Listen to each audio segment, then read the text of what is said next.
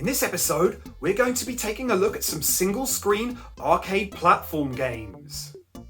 Single-screen platform games were incredibly popular in arcades, and it's a genre that I absolutely loved when I was growing up. A lot of these games followed a similar formula of clearing a screen full of enemies before moving on, with each one having its own distinct features to separate it from the next. Other examples would involve collecting items or making your way to a particular goal on the screen. I would always be on the lookout for home ports in this genre, as they usually turned out to be high quality, but nothing really beats the arcade originals. Before I get started, I'd like to mention the Retro Gaming Discussion Show podcast. These guys put together some awesome shows that are really entertaining and informative, and their episode about Bobble helped inspire me to make this video. So let's begin this countdown with a trip back to 1984. Let's start this countdown at number 10 with Tecmo's Bomb Jack, which was released in 1984. Our hero must fly around each screen, collecting red bombs and avoiding enemies. It may be simple, but Bomb Jack is incredibly fun and offers a real challenge.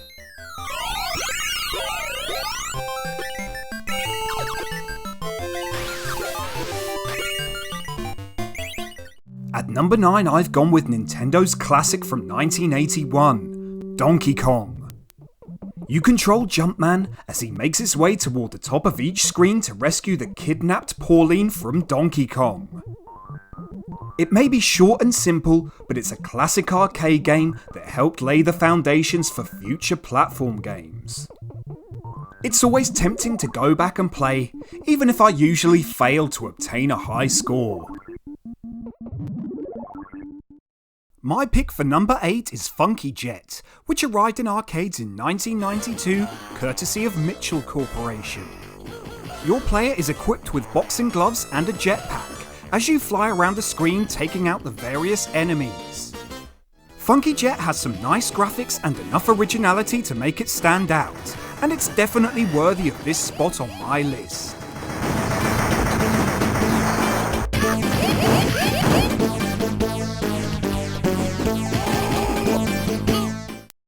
At number 7 we have Nightmare in the Dark. This game was released in the year 2000 and used the Neo Geo MVS system. The game has a horror theme and features all kinds of monsters, ghosts and zombies that must be destroyed using your fire attack. The only thing that really lets this one down is the speed of your character. At times it does feel a bit slow, so make sure to pick up the speed power up whenever you get a chance.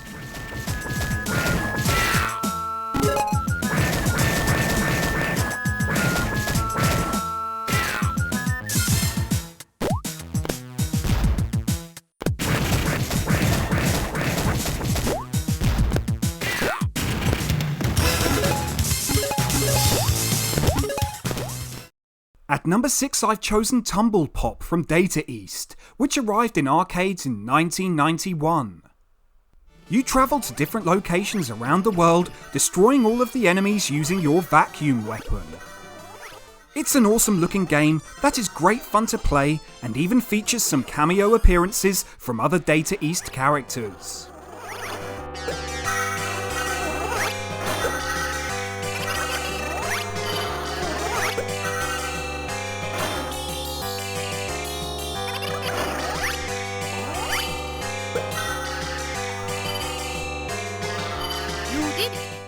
I've gone with another Neo Geo MVS game at number 5. This time, it's Zoo Papa. This game was released in 2001 after being stuck in development since 1994 before it was finally published by SNK. You take control of a star alien that can punch enemies to stun them, or you can create a star attack by throwing small creatures at them. This is a fantastic example of the genre, it's great fun, and I'd highly recommend checking it out.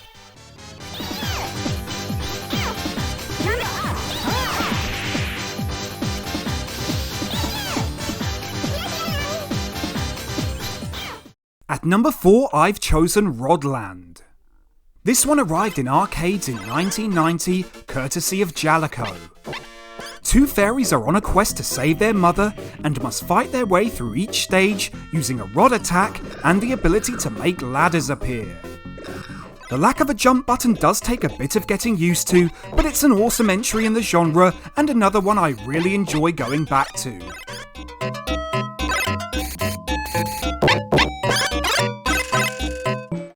At number 3, I've chosen Joe and Mack Returns. Data East went down a different route with this sequel, as its predecessor Caveman Ninja was a side-scrolling platform adventure. This time Joe and Mack must fight through single-screen stages set in different worlds, with each one having several screens to clear before a boss battle. This is one I overlooked for a long time. I was a massive fan of the first Joe and Mack game and felt the gameplay in this one was too different. Recently I decided to go back and give it another chance, and I'm so glad that I did. Joe and Mack Returns nails everything that this genre needs for a game to be considered a classic. This one was unfortunately stuck in the arcade until very recently, but it can now be enjoyed on the Nintendo Switch.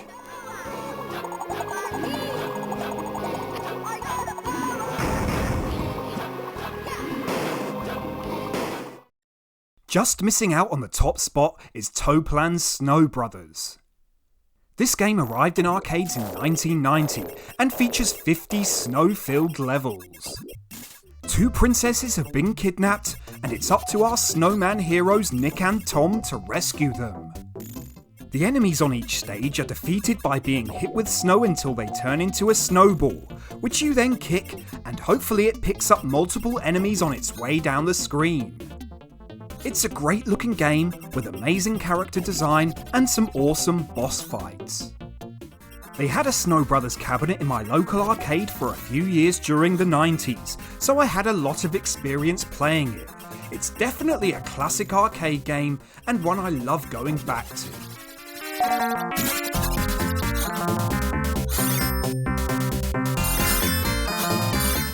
It just had to be Bobble at number 1. This classic from Taito arrived in arcades in 1986, and it's one of my all-time favourite arcade games. You take on the role of Bub and Bob, two brothers that have been transformed into dragons. When Bub and Bob's girlfriends are kidnapped, they must make their way through 100 challenging levels to rescue them. Each level is occupied by various enemies, and to destroy them you must first trap them in a bubble and then burst it. Power-ups can be obtained, including rapid fire and speed shoes, and these only appear in the game when certain conditions are met. The graphics may be on the simple side, but the game has incredible character, addictive gameplay, and a memorable soundtrack.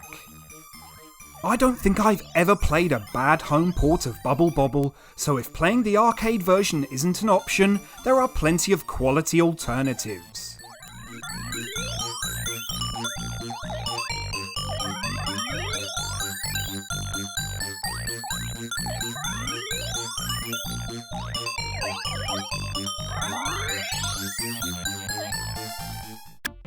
I hope you enjoyed this episode. Remember to let me know your thoughts in the comments section below and subscribe to the channel for future content.